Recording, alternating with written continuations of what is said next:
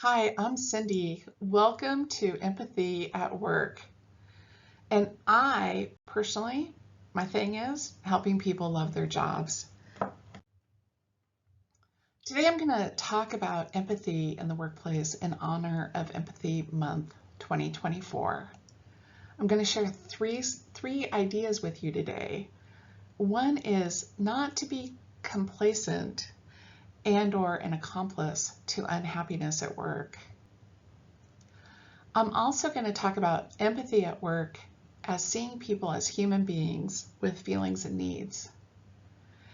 And I'm going to share my story about how I made the change to being this way, more empathetic at work, and why I did it.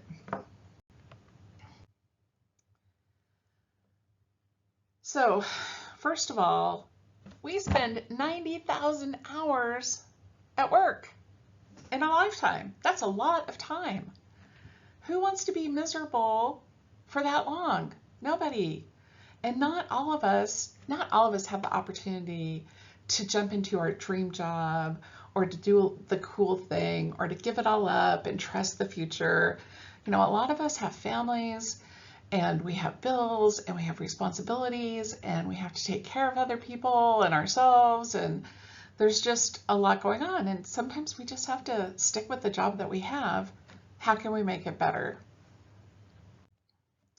Well, a lot of people feel lonely at work, and that is a cause for unhappiness.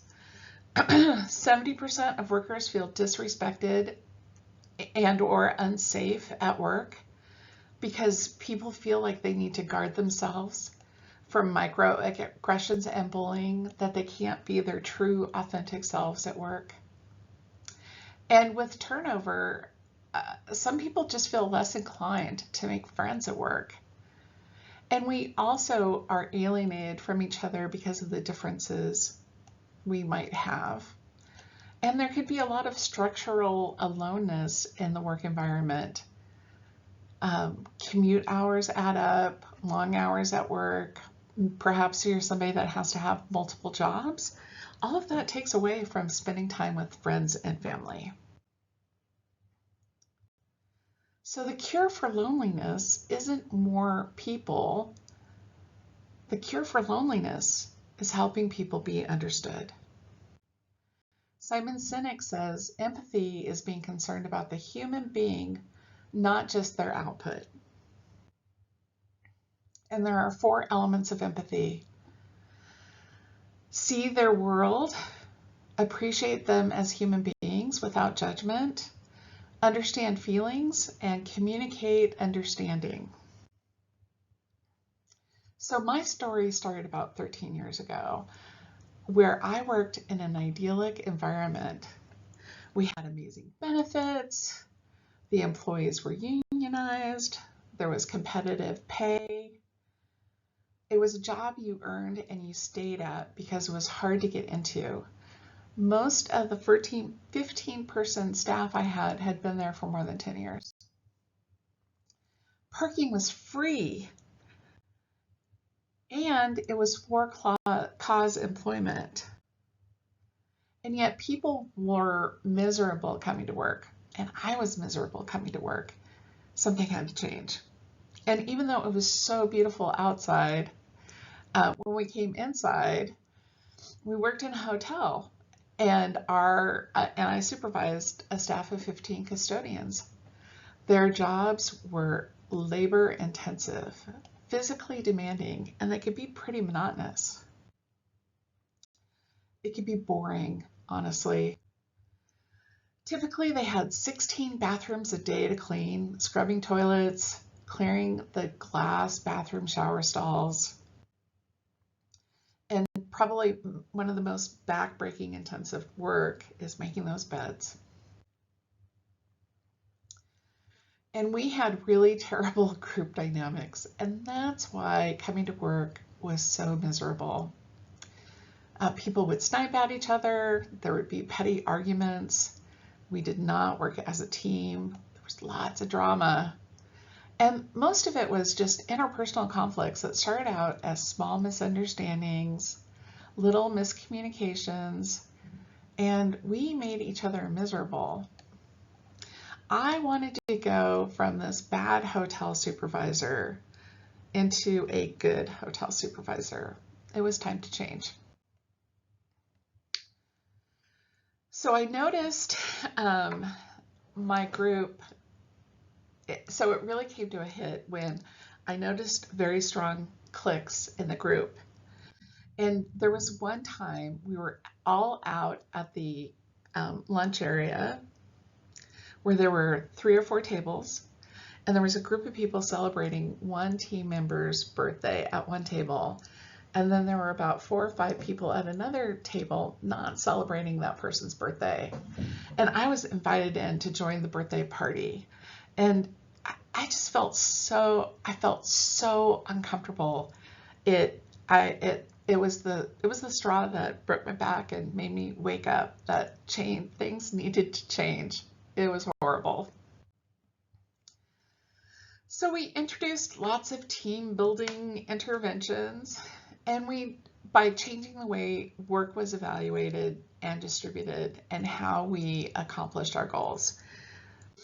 So those things were very instrumental.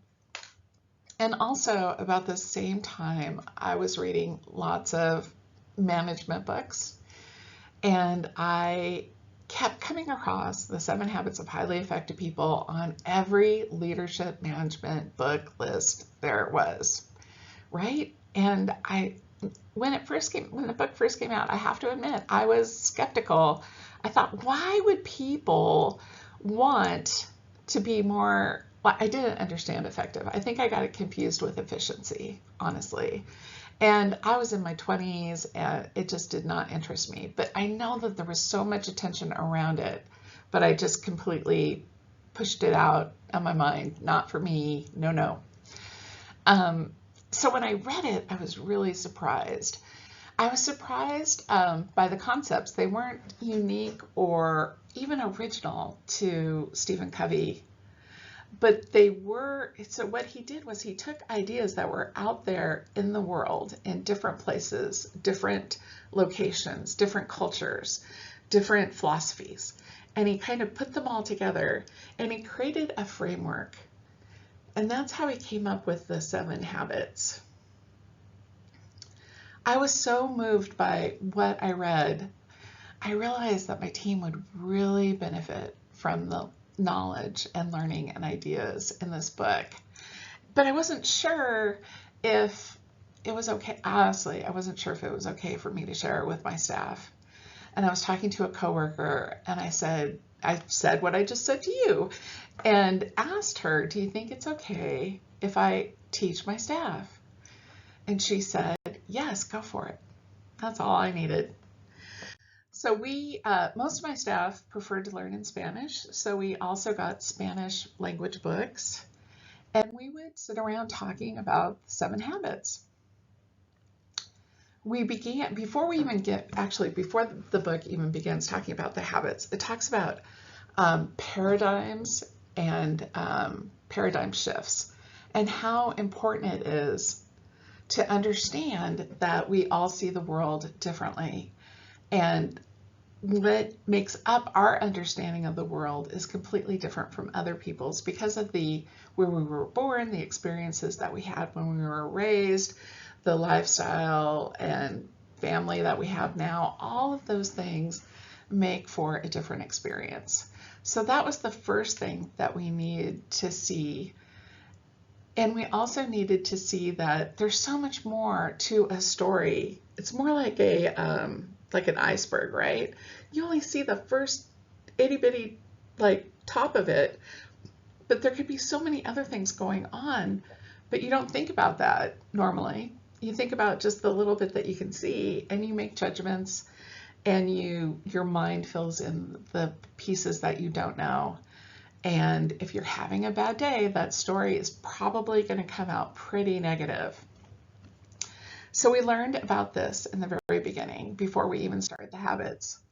And then we started with habit 1, being proactive. And I think that being proactive is my favorite habit. because it teaches us that we have control, that we are not just victims of our circumstances, that we do have the ability to change the way things are. And I never honestly felt that way. I felt very much like that things were happening to me in the world, and that I was not the creator of my environment, right? So this was very impactful for me, the idea of being proactive versus reactive. And I know that I was very reactive, especially when, like, if I was in a bad mood and I read an email, I would think that the email was bad, and I would think it was criticizing me or putting me down, and I would get really sad and upset about it. And I had to finally learn at some point, it took a while, but I had to learn, like, don't react to this email now. Go do something else, take a little breather, go for a walk, maybe save it for the next day. And when I'd go back and read it, I'd go, wow, that wasn't negative at all. I must be crazy.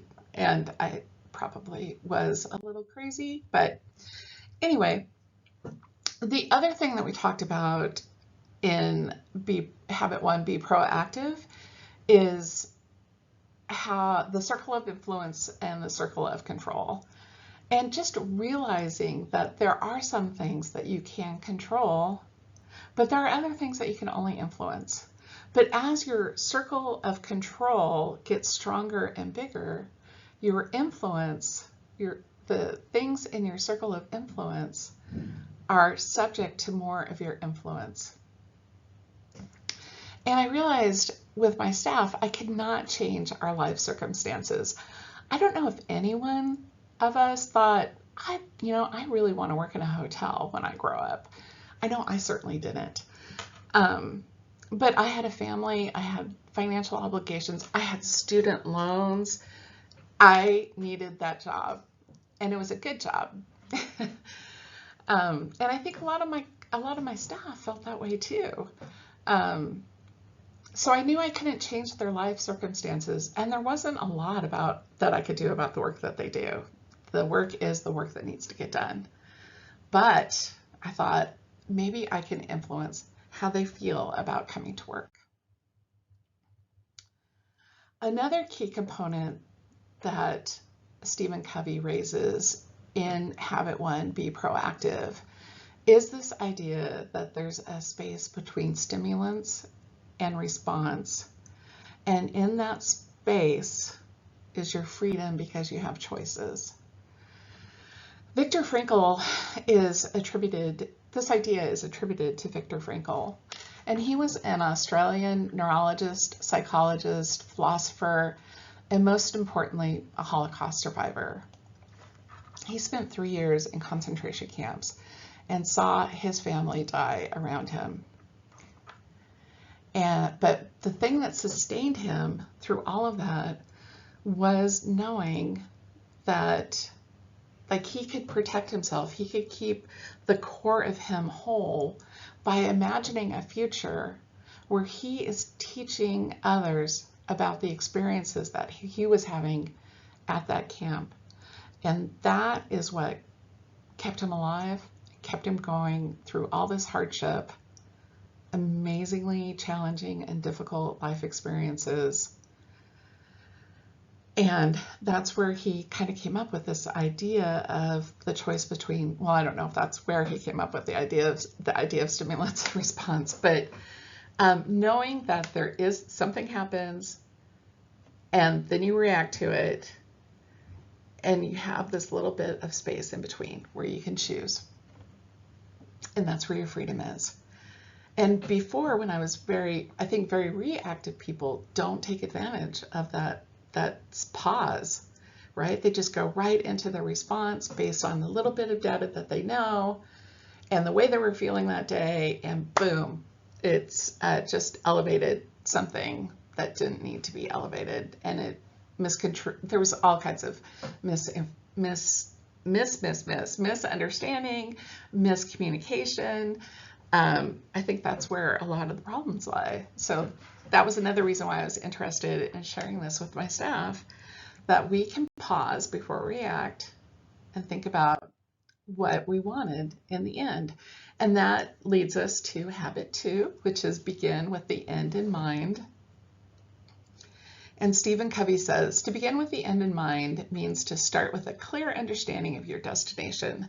It means to know where you're going, to say that you better understand, so that you better understand where you are now, and so that the steps you take are always in the right direction.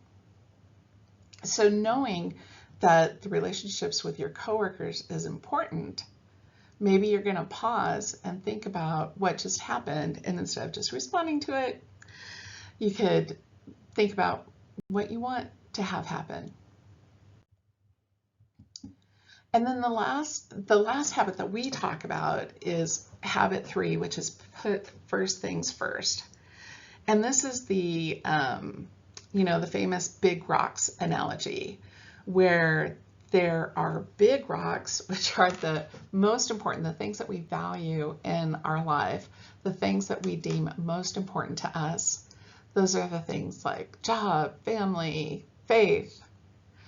And then there are the medium-sized rocks, and those could be like, I don't know, following a sports on TV, or, having time to read a book or something like that. And then there are the little tiny grains of minutia that we are responsible for and take care of in our daily lives. And that could be, reading emails, being interrupted, taking phone calls.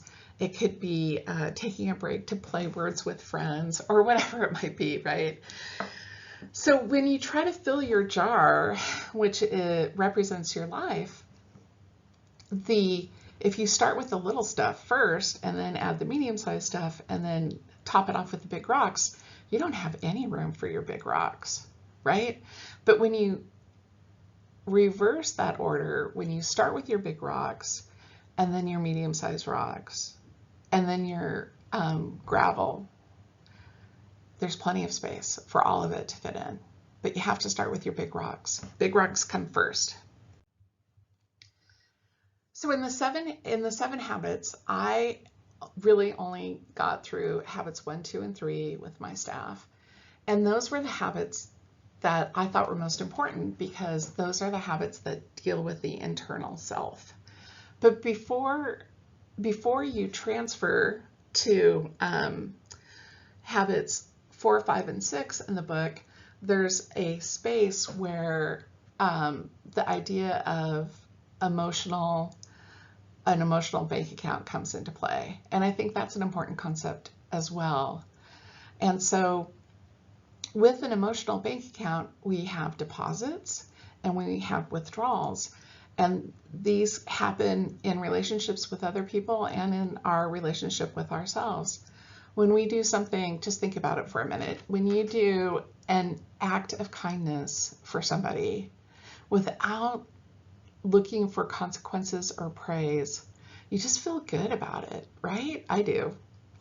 And that is a deposit into your emotional bank account. Withdrawals to yourself might be wanting to wake up, wanting to just be good, wanting to practice getting enough sleep at night by going to bed at 9 o'clock at night. But let's say you don't hit that mark day after day after day. That's a withdrawal. You are not keeping a promise that you made to yourself, right? So that's the idea of deposits and withdrawals. And you can also have deposits and withdrawals with your relationships with other people. When you praise people and when people praise you, when you share a hug, when you have a special time, those are all deposits. And then, of course, the withdrawals. I think the biggest one is shaming. When you feel shamed or you shame somebody, that is just that's a tough withdrawal, right? So we have emotional bank accounts. And then also at this time, we talk about self-care. and how important it is to take care of ourselves so that we have the capacity to make deposits, right? If we're running ourselves short, burning both ends of the candles, it's going to be really hard to make deposits with anybody, including ourselves. But if we take the time to clear our head and be in a good space through self-care, we're in a better place to make positive deposits. So in the work world, we talked about we spend a day talking about the things that we like to do outside of work, the things that bring us happiness or joy. Some people talked about walking their dog. One guy was a runner and he liked to exercise. I talked about knitting and crocheting because that's what I like to do to relax. Excuse me. And I really like making new things. So those are the things that we do to help ensure that we have deposits and not withdrawals. So we had gotten in a groove and we had really grown a lot and we had worked together to come together as a team. We celebrated our birthdays together and it was much more comfortable coming to work. Also, I need to tell you that when I talk about the 7 habits with my staff, I would try to illustrate some of the ideas with my own personal stories. And some of them were quite personal and vulnerable, and they learned things about me that they probably would not have learned otherwise. And I think that also helped build a relationship and a safeness within our group so that we knew it was okay to talk about those things if we wanted to. And people were all over the place. I mean, some people really loved it. Some people realized that there were some serious things that they needed to change in their lives. And other people just kind of tolerated it and didn't even like it. But, that's the way the world is, right? But I think overall, it was a very positive experience for us. But the time came when our occupancy picked up and we were short-staffed and we were just all hands in, going at 100%. And when that happened, we had to kind of come back and slow down on our extracurricular team building activities and meetings and learning experiences. But I think it was okay at that point because we had done a lot of work to get there. And then COVID happened and it was weird. It was hard at work when COVID happened. We fortunately worked for such a great place. We were able to keep our jobs. But we also had, extra time because our occupancy was no longer very full. We were very empty. At this time, to help with the extra time that we had, we went back to the 7 habits and started working on it again. And we also started doing a daily Qigong routine. And Qigong is a breathing movement exercises with an Eastern origin. And it was a great way for us to warm up in the morning before we started our super heavy labor intensive work. And it was also just it was another thing that we got to do together as a group. So we did 10 minutes of Qigong. We actually found this guy's 10-minute video online and we followed this daily Qigong routine.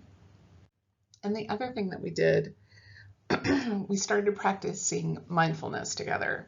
So we went out to that beautiful environment that we work in and we took 10 minutes of mindfulness to enjoy nature, meditate, conduct prayer, whatever it was that we wanted to do within ourselves, mindfully and quietly, to help build that capacity for having that space between stimulus and response. We started doing that. So our morning started with 10 minutes of Qigong and 10 minutes of meditation, and then we would start work. And then, of course, all good things have to change. after we had kind of started to recover from COVID, there was an opportunity for me to move to a new position where I had the opportunity to go from influencing 15 people to 150 people. And I wanted to have greater impact. And so I took the chance and I made the change and started a new job. But I know, so it's been about a year since I started this new job, and I'm still in contact with that team, and I can ask them, and I ask them, are you still doing Qigong and meditation every day? And they say, yes. So I know that there's a legacy there, and I feel very happy that it happened. But here in this new environment, about 2 months ago, I got to start with 2 new custodial crews, and I got to start talking with them about the 7 habits. And we started similarly as we did at the old place, although this time we had a new tool, and the new tool was a published book that was a guided journal. And the guided journal is a 52-week exploration through the 7 habits with little teachings every week and little exercises. And so I would make Spanish language translations available, and we would go through those little guides. And I'd ask people to participate by reading part of the section, and they could read in English, read in Spanish, or they could just say pass without shame. And we also shared we always make sure we have time to share our feelings. And we had this one experience a couple of weeks ago where we were processing that one of their supervisors had accepted a new position and was leaving. And it was a beloved supervisor. It was a woman that really saw her team of custodians as people. And they were very sad about losing her. So we started to talk about what that was like, what was happening. And these 7 habits. and this woman says, and we're talking about the feelings, right? And this woman says, yeah, but what do you do with the feelings? And I knew that this was an opportunity for me to share more information and a different tool with them. So the week after that, we did a connection practice exercise where we, collectively as a group, talked about what feelings some of us might be having around this beloved supervisor leaving. And then we thought about what some of the needs might be. And then we went into coherence so that we could each think about, see if there was insight into the need that we identified for ourselves. It was an amazing experience, sharing this with them and giving them the opportunity to experience it and to know there is something that you could do with the feelings. And it was amazing for the supervisor that's leaving. She got to hear all kinds of people were sharing very much about what they felt about her and they felt about her leaving. And it was just really a kumbaya, amazing experience. It was probably one of the best days at work in my life. My goal in 2024 is to expand on the experience that we had in that group. What I want to do is study to become a mediation coach using the practices, the connection practices, to help people, coworkers, custodians at work, find empathy and compassion for each other and solutions to what their unmet needs are, and to try to have a better, more comfortable working environment for themselves. So that's what my goal is for 2024. I should also mention that the 7 habits work that we do, that I've done, is just a half an hour. the cadence for this group is every week, but it could be a half an hour every other week. It could be a half an hour every month. It really depends on the group. So it doesn't take a ton of time. And my group also had, there were people at all different levels of education, and most of them were primarily Spanish speakers with some English. And I don't speak any Spanish. So it was important for me to translate the information and to make sure that everybody felt like they belonged by translating at times when translation was needed and necessary to make sure that everybody understood what was happening. So this was a group of custodians, right? If I could do this with a group of custodians, I think you could probably do it with a group of administrative or professional people. And empathy really makes a big difference. It helps us see each other as people, and that makes us willing to help each other and work better together. So I hope you give it a try. Thanks. So before we leave, I want to remind you of kind of what we talked about. The first one is, don't be unhappy at work. There are things that you can do to influence the environment around you, whether you're a supervisor or not. If you see unhappy people, you can help them. Don't be complacent. Don't be an accomplice. Take action. And the other thing is that we are all human beings working together, and empathy is really important. And the third thing is what I talked about, which is my story about how I was able to introduce empathy and the tools that I used to do so in the workplace. I hope you found this information helpful.